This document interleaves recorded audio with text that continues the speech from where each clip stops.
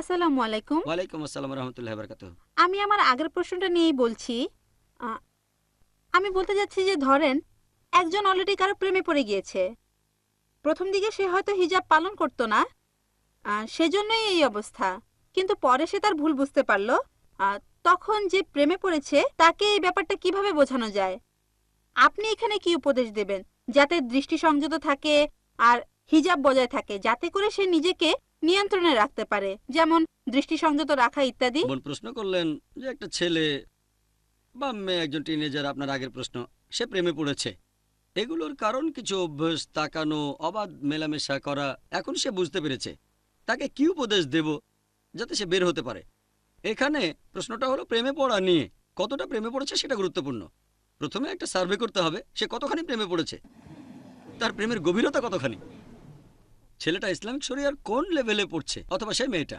প্রথমে এই সার্ভেটা করব, তারপর আমি তাদের উপদেশ দেব।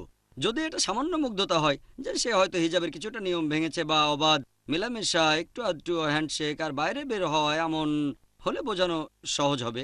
কিন্তু যদি এই প্রেমটা খুব তীব্র আকারের হয়, যে তার সাথে সম্পর্ক ছিল, এমন হলে ব্যাপারটা আলাদা।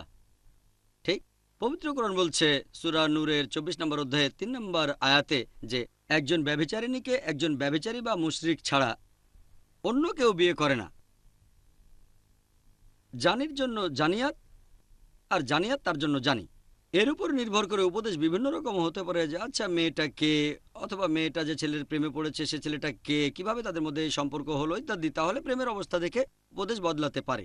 যদি এটা তীব্র হয় তাহলে প্রথমে আমি দেখব সেই ছেলে অথবা মেয়ের মানসিক অবস্থার উন্নতি হয়েছে কিনা, আর অন্যদিকে যে মেয়েটা বা ছেলেটা তার মানসিক অবস্থাটা কেমন বোঝানোর চেষ্টা করব। আর দুজনেই যদি সরল পথে চলে আসে কোনো সমস্যা নেই। যদি দুজনেই সরল পথে চলে আসে, দুজনেই তাদের ভুল বুঝতে পারে, কোরআন হাদিস মেনে চলতে রাজি থাকে, আমি বলবো বিয়ে করে ফেলো।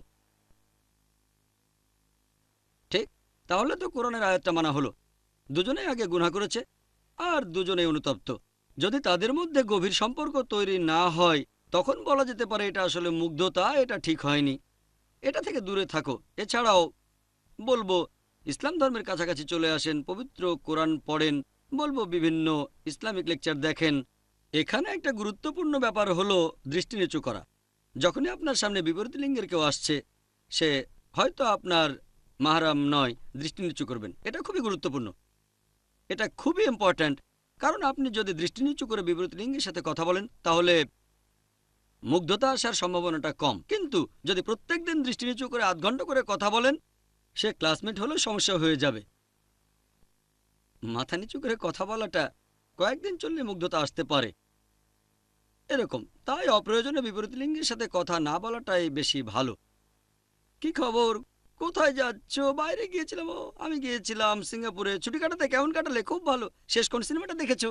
এরকম গল্প করতে পারেন। একটা মেয়ে করবে মেয়ে বন্ধুর সাথে আর ছেলে করবে তার ছেলে বন্ধুর সাথে। ছেলে মেয়ে গল্প করার কোনো প্রয়োজনই নেই। তাহলে এরকম কাজ যেগুলো করার প্রয়োজন নেই সেগুলো না করাই ভালো। যেমন বিপরীত লিঙ্গের সাথে কথা বলা, যখন প্রয়োজন হবে কথা বলতেই হবে, কথা বলবেন, তবে দৃষ্টি নিচু থাকবে। হতে পারে অফিস আদালতে অথবা স্কুল কলেজে কথা বলার সময় দৃষ্টি নিচু থাকলে এই ধরনের সম্পর্কে জড়িয়ে পড়ার সম্ভাবনাটা কম থাকে। সবচেয়ে ভালো যদি বয়স হয়ে থাকে তাড়াতাড়ি বিয়ে করে ফেলেন।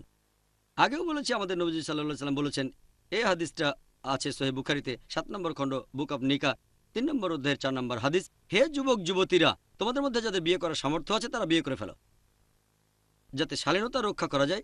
সবচেয়ে ভালো তাড়াতাড়ি বিয়ে।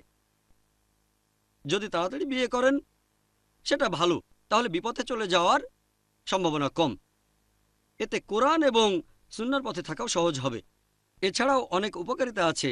তাড়াতাড়ি বিয়ে করলে ভালো, তাই নিজের জন্য একজন জীবনসঙ্গী বেছে নেন আর খুব বেশি সময় নেবেন না। আমি তো একজন ভালো জীবনসঙ্গী খুঁজছি। আমার বয়স এখন 20, তারপরে 21, 22, এভাবে 30 হয়ে যাবে। ততদিনে হয়তো অনেক প্রস্তাব ফিরিয়ে দিয়েছেন। 35 বা 40 বছর পর্যন্ত অপেক্ষা করে আপোস করতে বসবেন না। তাড়াতাড়ি হলে ভালো। কয়েক মাস বা কয়েক বছর পরে হয়তো দেখবেন মন মতো পাত্র খুঁজেই পাচ্ছেন না। এ ব্যাপারে তাড়াতাড়ি সিদ্ধান্ত নিতে হবে, বেশি দেরি করবেন না। তাহলে শেষের দিকে এমন অবস্থা হবে তখন ভাববেন, ও আগের ওই ছেলেটা 10 গুণ বেশি ভালো ছিল এই ছেলের চেয়ে। তাকে বাদ দিয়েছিলেন, ভেবেছিলেন সে ছেলে গুণবান না আপনার নিজের সংজ্ঞা অনুযায়ী। যাকে বিয়ে করলেন তার চেয়ে 10 গুণ ভালো।